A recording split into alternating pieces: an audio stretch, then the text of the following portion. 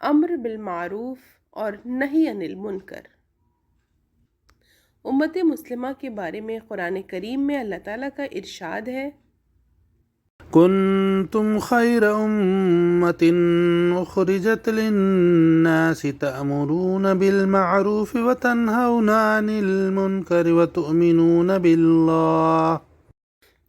مولانا امین احسن اصلاحی رحمۃ اللہ علیہ نے اس آیت کا ترجمہ ان الفاظ میں کیا ہے، تم بہترین امت ہو، لوگوں کی رہنمائی کے لیے مبعوث کیے گئے ہو، معروف کا حکم دیتے ہو، منکر سے روکتے ہو اور اللہ پر ایمان رکھتے ہو۔ دوسرے علماء نے بھی اسی سے ملتا جلتا ترجمہ کیا ہے، جس میں المعروف سے مراد نیکی بھلائی اور المنکر سے برائی و ناپسندیدہ کام مراد لیا ہے۔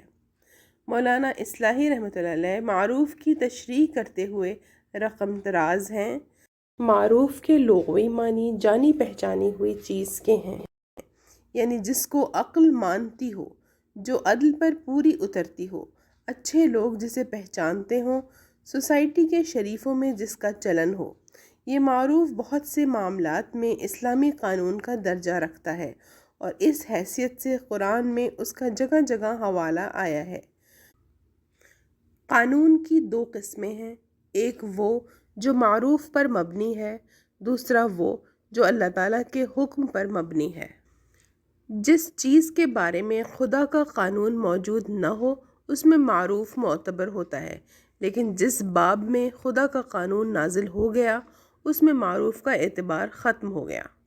اسی طرح منکر کے باب میں لکھتے ہیں، منکر معروف کا ضد ہے، اس سے مراد وہ باتیں ہوں گی جو معروف اور عقل و عرف کے پسندیدہ طریقے اور آداب کے خلاف ہوں۔ اس کے بعد امر بالمعروف اور نہی عن المنکر کے سلسلے میں مزید وضاحت کرتے ہیں کہ معروف و منکر سے مراد شریعت اور سوسائٹی دونوں کے معروفات و منکرات ہیں۔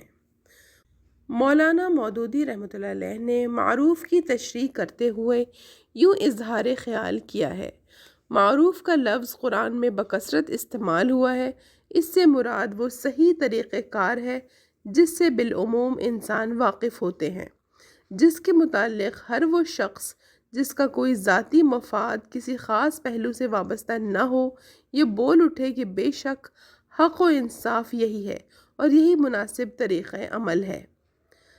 رواج عام یعنی کامن لا کو بھی اسلامی اصطلاح میں عرف اور معروف سے تعبیر کیا جاتا ہے اور وہ ایسے تمام معاملات میں معتبر ہے جن کے بارے میں شریعت نے کوئی خاص قاعدہ مقرر نہ کیا ہو۔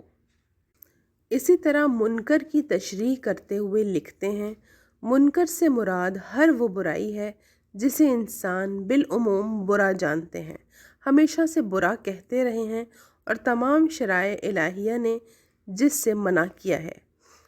مولانا شبیر احمد عثمانی رحمۃ اللہ علیہ نے منکر کی تفسیر و توضیح نہایت جامع انداز میں یوں کی ہے، منکر معروف کی ضد ہے، یعنی نامعقول کام جن پر فطرت سلیمہ اور عقل صحیح انکار کرے۔ ان تشریحات سے معروف و منکر کے معنی و مفہوم کی کسی قدر تفصیل سے وضاحت ہو جاتی ہے اور یہ الفاظ ان معنوں میں قرآن کریم میں بکثرت استعمال ہوئے ہیں، لیکن امر بالمعروف اور نہی عن المنکر سے متعلق آیات میں غور کرنے سے معلوم ہوتا ہے کہ یہ ایک نہایت ہی اہم فریضہ ہے جسے رب کریم نے اپنے بندوں پر عائد کیا ہے اور اسے انجام دینے کی وجہ سے مسلم امت کو بہترین امت کہا گیا ہے۔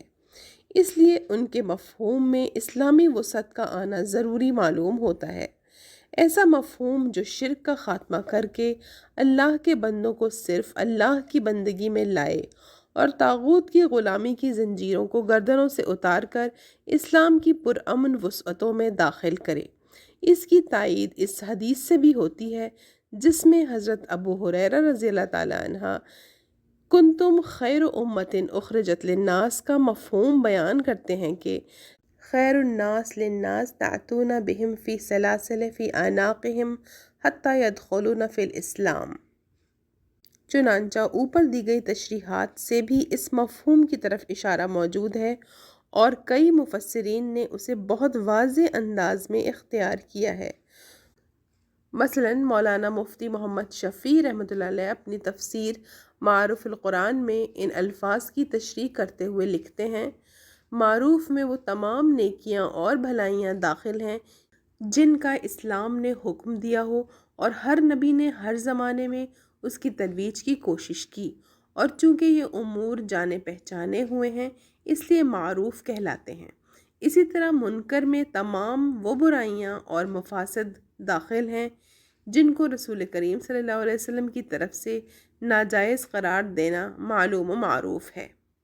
اسی طرح ڈاکٹر محمد تقی الدین الہلالی اور ڈاکٹر محمد محسن خان نے قرآن کریم کے معنی کے انگریزی ترجمے میں المعروف والمنکر کی تشریح یوں کی ہے: المعروف the Islamic monotheism and all that Islam orders one to do. Al-Munkar, polytheism and disbelief and all that Islam has forbidden. مولانا سید جلال الدین عمری نے اپنی کتاب معروف و منکر میں اس امر کا جائزہ بہت تفصیل سے پیش کیا ہے۔ اس سلسلے میں انہوں نے بہت سے اہل علم کی تصریحات نقل کی ہیں، انہیں یہاں بھی نقل کیا جاتا ہے۔ ان تصریحات سے بھی اسی مفہوم کی تائید ہوتی ہے۔ قاضی شوکانی ابن ابی حاتم کی روایت ہے کہ ابو العالیہ نے کہا کہ ہر وہ آیت جس میں قرآن نے امر بالمعروف کا ذکر کیا ہے اس میں معروف سے مراد اسلام ہے، اور نہی عن المنکر کا مطلب ہے بتوں کی عبادت سے منع کرنا۔ لیکن امر بالمعروف و نہی عن المنکر کی اس تخصیص کی کوئی بنیاد نہیں ہے۔ عربی زبان میں اور شریعت کے استعمال میں اس تخصیص پر دلالت کرنے والی کوئی دلیل نہیں ہے، اس لیے اسے عام ہونا چاہیے۔ ابو حیان اندلسی بعض لوگوں نے معروف کی تفسیر توحید سے اور منکر کی تفسیر کفر سے کی ہے۔ بلا شبہ توحید سب سے بڑا معروف، کفر سب سے بڑا منکر ہے، لیکن واضح بات یہ ہے کہ ان لفظوں میں عموم ہے۔ معروف سے ہر وہ چیز مراد ہے جس کا شریعت نے حکم دیا ہے، اور منکر میں وہ تمام باتیں شامل ہیں جن سے شریعت نے منع کیا ہے۔ رازی لکھتے ہیں، معروف کی اصل اللہ پر ایمان ہے اور منکر کی اصل اللہ کا انکار ہے۔ ابو بکر جساس لکھتے ہیں، معروف سے مراد اللہ کا حکم ہے اور جس چیز سے اللہ نے منع کیا ہے وہ منکر ہے۔ حدادی نقل کرتے ہیں، معروف سنت کو اور منکر بدعت کو کہتے ہیں۔ علامہ سید محمود آلوسی نقل کرتے ہیں، بظاہر معروف میں تمام اطاعتیں شامل ہیں اور منکر سے وہ سب معصیتیں مراد ہیں جن سے شریعت نے منع کیا ہے۔ علامہ ابن حجر حتیمی لکھتے ہیں، امر بالمعروف و نہی عن المنکر سے مراد ہے ان چیزوں کا حکم دینا جنہیں شریعت نے واجب کیا ہے اور ان چیزوں سے منع کرنا جنہیں شریعت نے حرام قرار دیا ہے۔ ابن مالک نقل کرتے ہیں، جس قول یا فعل میں اللہ کی رضا شامل نہیں ہے وہ منکر ہے اور معروف اس کی ضد ہے۔ اور ملا علی قاری نقل کرتے ہیں، منکر وہ چیز ہے جس سے شریعت منع کرے، جو اسے ناپسند ہو اور جس سے وہ خوش نہ ہو۔ علامہ منادی کے مطابق جو شخص تم میں سے منکر کو دیکھے، یعنی ایسی چیز جسے شریعت نے ناپسند کیا ہے، خواہ وہ فعل ہو یا قول، تو اسے بدل دے۔ امام ابن تیمیہ لکھتے ہیں، معروف میں ہر واجب اور منکر میں ہر قبیح چیز داخل ہے۔ قبیح چیزوں سے مراد برائیاں ہیں، یعنی وہ باتیں جن سے شریعت نے منع کیا ہے، مثال کے طور پر شرک، جھوٹ، ظلم اور تمام بے حیائی کے کام۔ مضمون امر بالمعروف اور نہی عن المنکر کا باقی حصہ پارٹ نمبر 2 میں ملاحظہ فرمائیں۔